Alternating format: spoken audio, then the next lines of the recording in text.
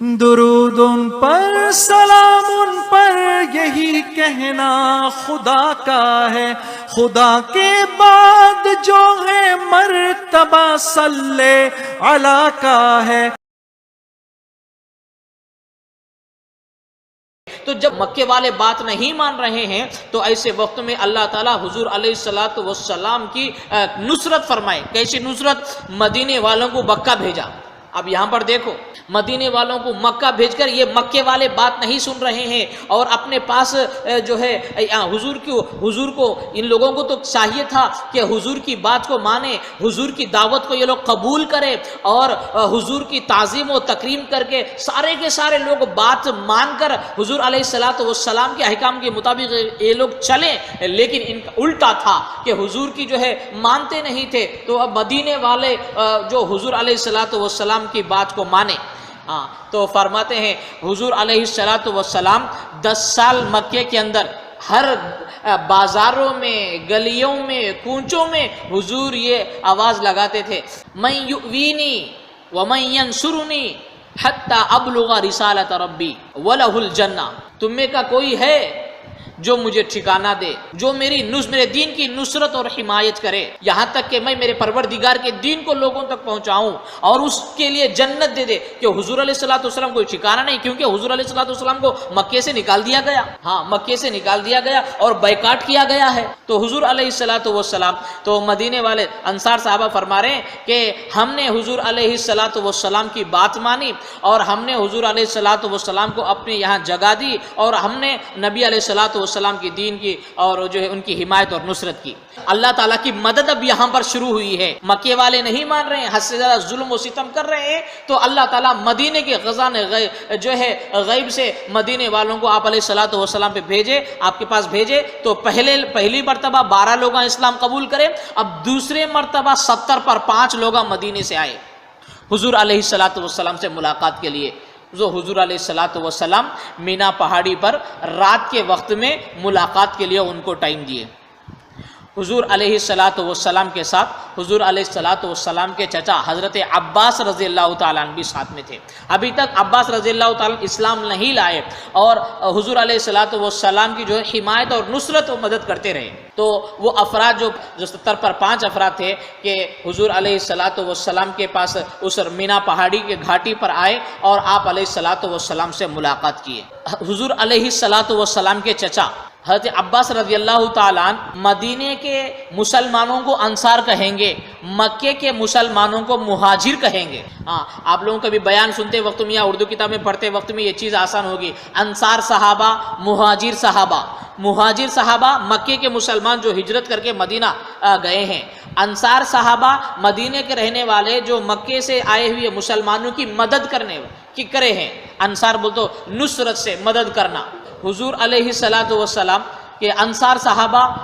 انصار صحابہ جو ہے مدینے کے افراد حضور علیہ السلام کے ہاتھ پر بیعت کے لیے آئے ہیں۔ تو ایسے وقت میں حضور علیہ السلام کے چچا حضرت عباس رضی اللہ تعالیٰ عنہ ان لوگوں سے کہے، دیکھو وہ جتنے بھی 70 پر 5 افراد حضور کے ہاتھ پر بیعت ہونے کے واسطے، اسلام لانے کے واسطے آئے ہیں، ان لوگوں سے کہے، دیکھو حضور علیہ السلام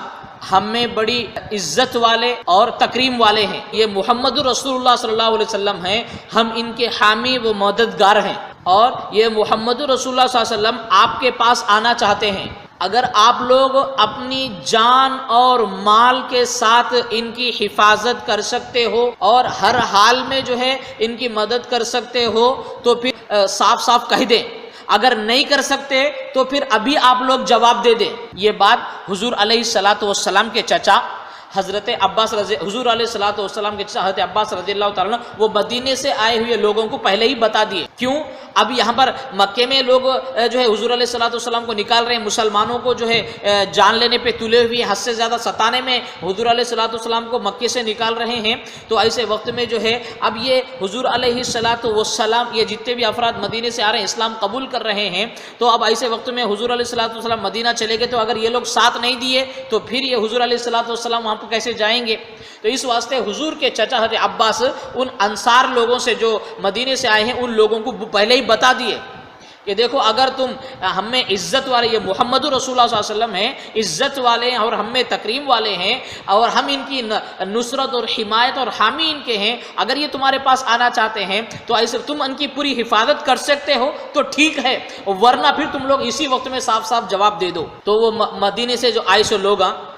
حضور علیہ الصلاۃ والسلام سے مخاطب ہو کر کہا، اے اللہ کے نبی صلی اللہ علیہ وسلم، آپ ہم سے کیا چاہتے ہیں؟ آپ ہم سے جو چاہیں وعدہ لے لیں، ہم اس وعدے پر برقرار رہیں گے، ہم آپ کی بات کو مان لیں گے۔ تو اللہ کے نبی صلی اللہ علیہ وسلم نے سب سے پہلے وہ 70 پر 5 لوگوں پر اسلام کو پیش کیا، اسلام کو پیش کیا، اور ان لوگوں کو ایک اللہ تعالیٰ کی دعوت دی کہ ایک اللہ کو مانو، بت پرستی سے توبہ کرو، اور قرآن مجید کی آیت ان کے سامنے تلاوت فرمائی، اور ساتھ ساتھ میں حضور علیہ الصلاۃ والسلام ان سے کہا کہ دیکھو کہ تم جو ہے مجھے اپنے یہاں جگہ دو، ٹھکانہ دو، اسی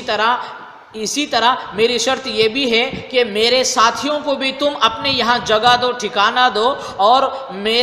میرے ساتھیوں کو اسی طرح حفاظت کرو جس طرح تم اپنے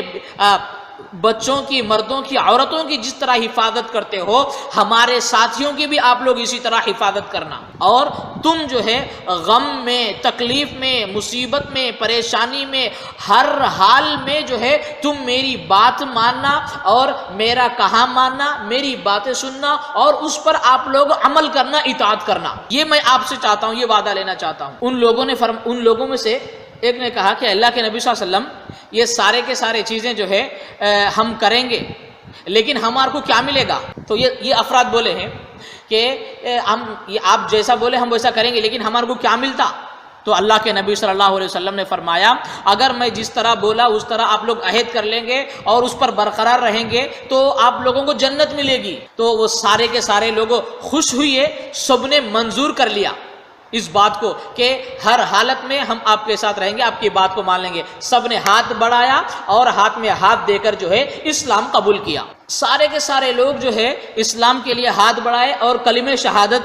پڑھی، کلمہ شہادت کے لیے، بیعت کے لیے ہاتھ بڑھائے۔ ان میں سے ایک صحابی تھے ابو الحیثم بن تیہان۔ یہ آدمی کیا کرے، سارے کے سارے لوگ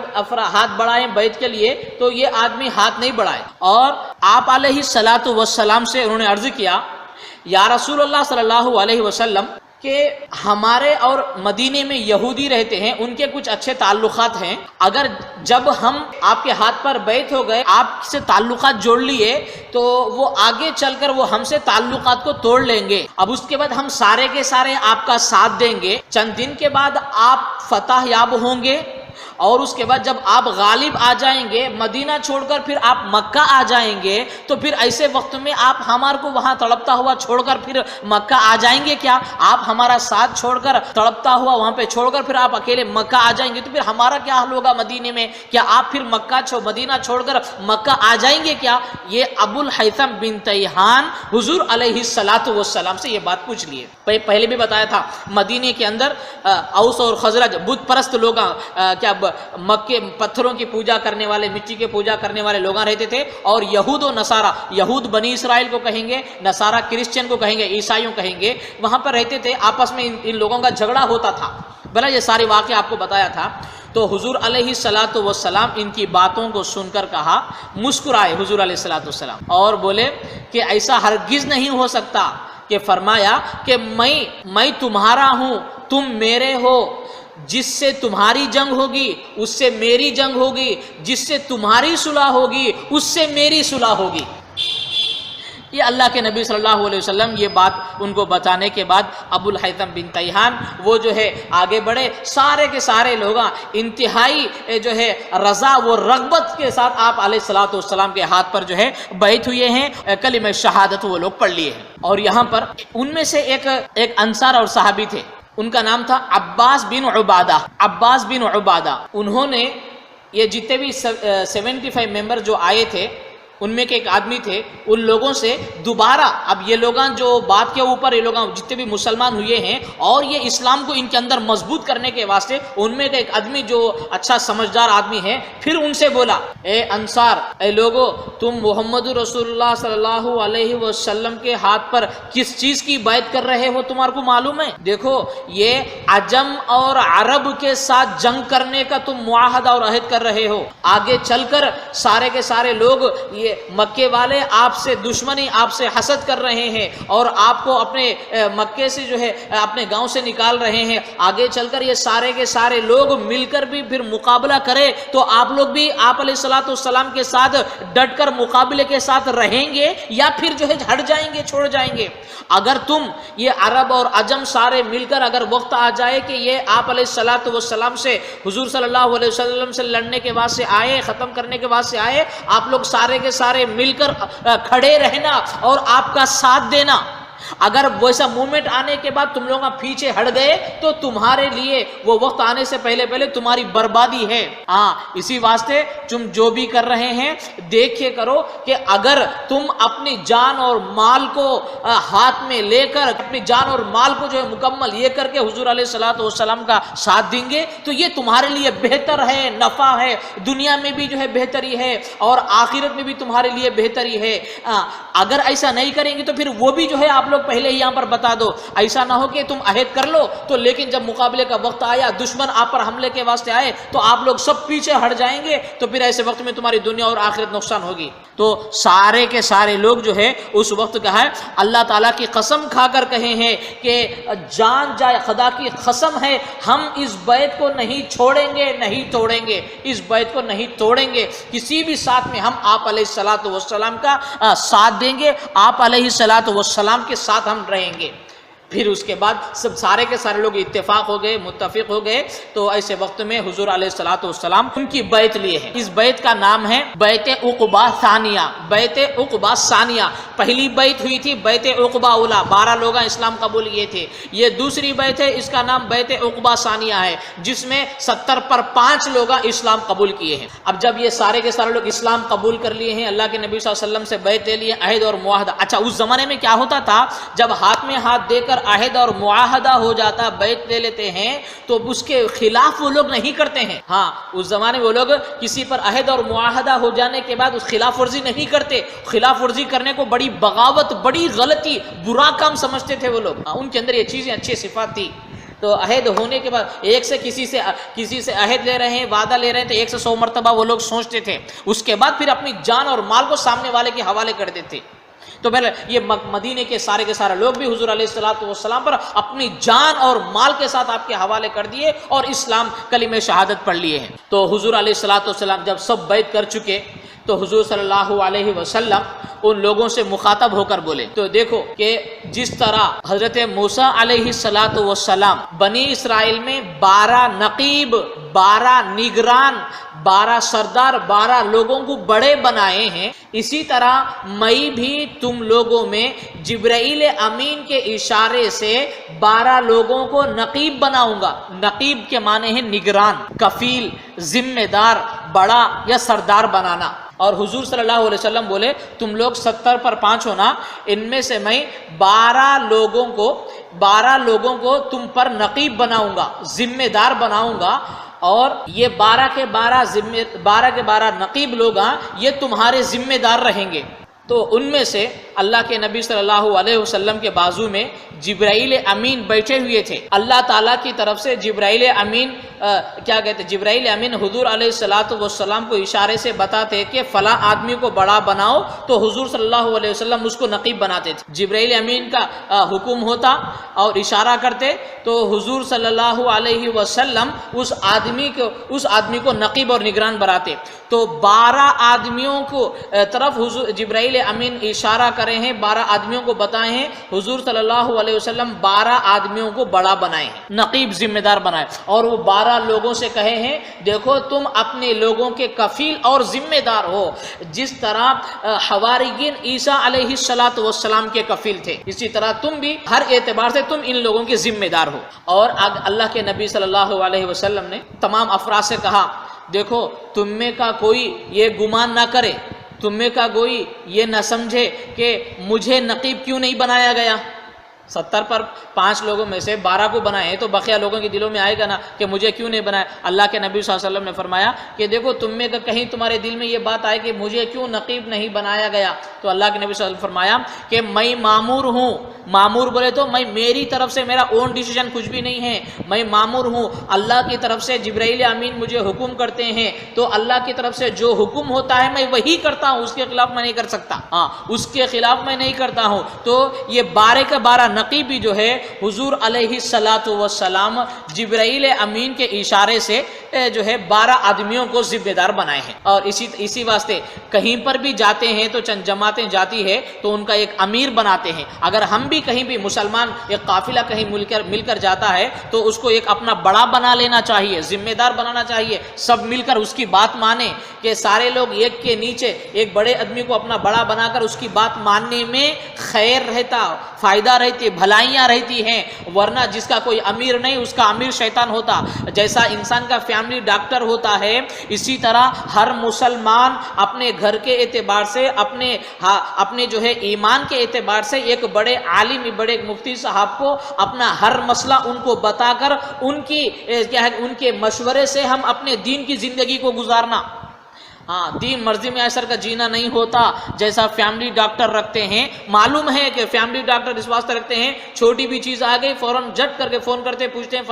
فلاں دوائی کرو، ورنہ اگر ان سے مشورہ نہیں کرے تو مر جاتا. یہ تو تمہاری دنیا کی موت ہوگی. اگر تم اپنا دین کا ڈاکٹر نہیں بنا لو گے، کسی عالم کو، کسی مفتی کو ہر مسئلے سے ان سے مشورہ کرنا، تمہارے قریب میں جو عالم جو مفتی رہیں گے ان سے مشورہ کرنا ہر دین کے سلسلے میں، تو ایسے وقت میں تمہارے کو کون سے کام سے جو ہے اللہ راضی ہوتے، کون سے کام سے اللہ ناراض ہوتے، مشورہ کر کے کریں گے تو تمہارے کو بہت سارا فائدہ ہوگا. تو بہرحال اللہ کے نبی صلی اللہ علیہ وسلم ان لوگوں میں 12 ذمہ دار بنائے ہیں اور یہ قافلہ جو ہے یہاں سے روانہ ہو گیا. حضور علیہ الصلوۃ والسلام پھر اپنے مقام پر آ گئے ہیں. تو جب یہاں پر اتنا بڑا کام یہ ہوا ہے، جب یہ خبر مکے کے رہنے والے مشرکین قریش مکہ کو پہنچی تو ایسے وقت میں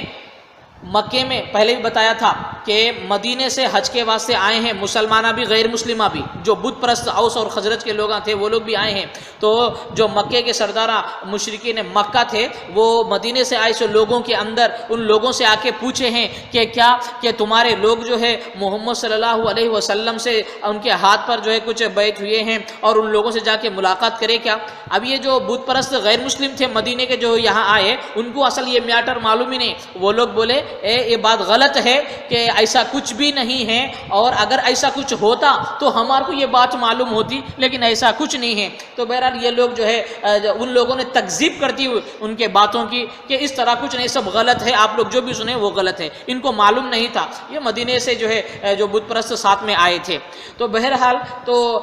چند دن کے بعد اس کے بعد جو ہے جب یہ قریش مکہ یہاں سے ان کی بات سن کر چلے گئے، چند دن کے بعد ان کو اس خبر کی تصدیق ہوئی کہ قریش مکہ کو، مکے کے رہنے والے غیر مسلم جو اسلام کے دشمنہ تھے ان کو یہ بات معلوم کی نہیں کہ مدینے کے لوگ آئے اور حضور کے ہاتھ پر جو ہے محمد کے ہاتھ پر اسلام قبول کیے، بیعت ہوئی، ان سے ملاقات اس طرح کی. جب ان کو پکی خبر ملی وہ ان لوگوں کو ڈھونڈنے کے واسطے آئے تو یہ قافلہ مکے سے مدینہ روانہ ہو چکا. وہ قافلہ مکے سے مدینہ چلے گیا. اب یہ لوگ کیا کرے ہیں، اب جتنے بھی لوگ مسلمان غیر مسلم مدینے سے حج کے واسطے آئے تھے، یہ حج وغیرہ ہو گیا، یہ لوگ چلے گئے. بعد میں وہ مشرکوں کو یہ بات پکی بول کے معلوم ہوئی تو تحقیق کرے تو وہ مدینے کے لوگ یہاں پر نہیں ہیں، وہ لوگ روانہ ہو گئے. مشرکین مکہ کے چند لوگوں کو جو ہے گھوڑے دے کر دوڑائے، جاؤ ان کو پکڑ کر لے کر آؤ. لیکن چند افراد گئے ہیں، کوئی آدمی ان کے ہاتھ نہیں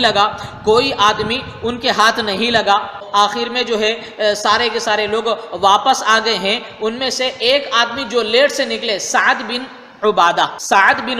رضی اللہ تعالیٰ عنہ، یہ لیٹ سے نکلے تھے. تو درمیان میں یہ مشرکین مکہ ان کو پکڑ کر لائے اور پکڑ کر لا کر ساری چیزیں پوچھ کے کر کے ان کو قید کر کے حد سے زیادہ مارے، ستائے. اور ان کا ایک ہی جس طرح اس وقت ہندوستان کے اندر کیسے مسلمانوں کو ستایا جاتا ہے، دوسرے اسٹیٹ کے اندر جو ہے مارا جاتا ہے، پیٹا جاتا ہے، قتل ہی کر دیا جاتا ہے، کیونکہ غلطی کیا ہے؟ مسلمان ہے۔ تو اسی طرح کے دشمن یہ پہلے سے چلی آ رہی تھی۔ تو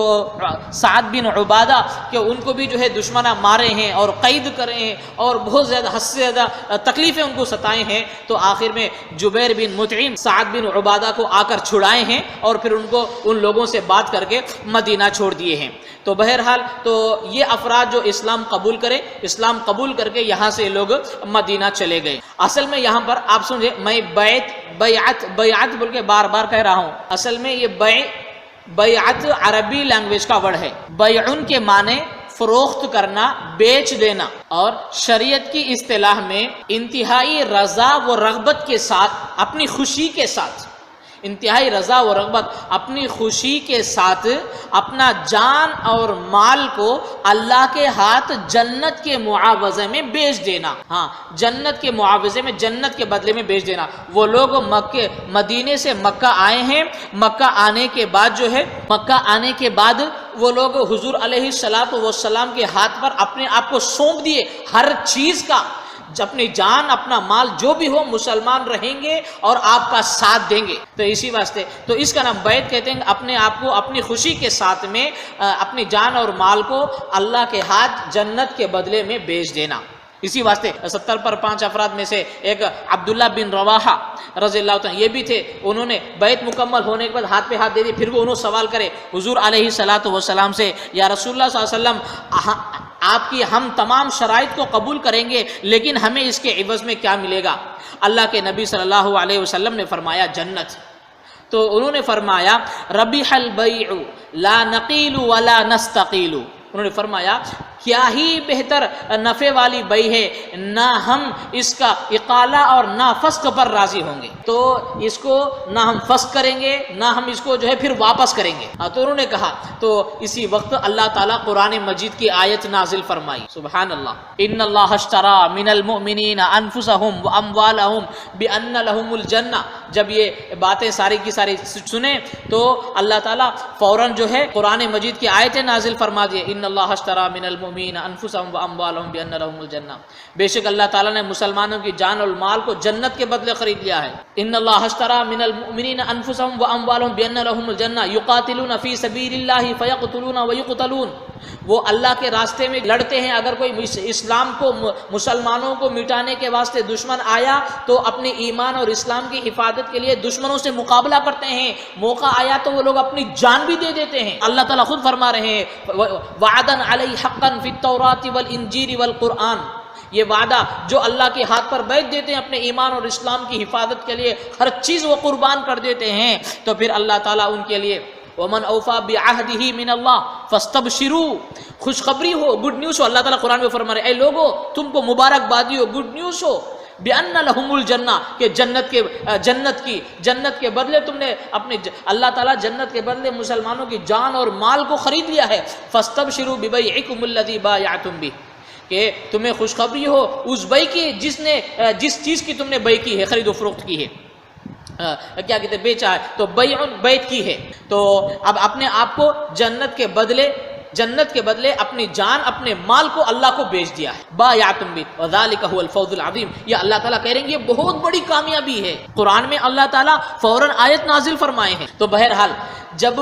یہ جتنے بھی افراد ہیں یہ سارے کے سارے مدینے سے آئے سو لوگ ہیں کہ اسلام قبول کر کے جب مدینہ گئے، مدینہ وہاں جانے کے بعد